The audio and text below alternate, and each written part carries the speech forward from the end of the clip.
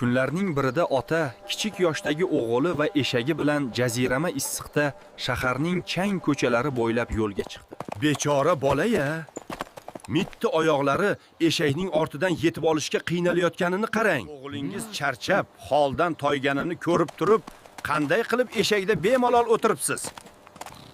Ota bu gapni yuragiga yaqin oldi va keyingi ko'chaga burilgach, eshakdan tushib, o'g'lini mindirdi. Sizlikni qarang. Polvonvachcha eshak ustida xuddi sultondek o'tiribdi. Keksayib qolgan otasi bo'lsa, uning ortidan chopib boryapti. Bu gaplardan bola juda xijolat bo'g'ildi. U otasidan eshakning old tomoniga o'tirib olishini iltimos qildi.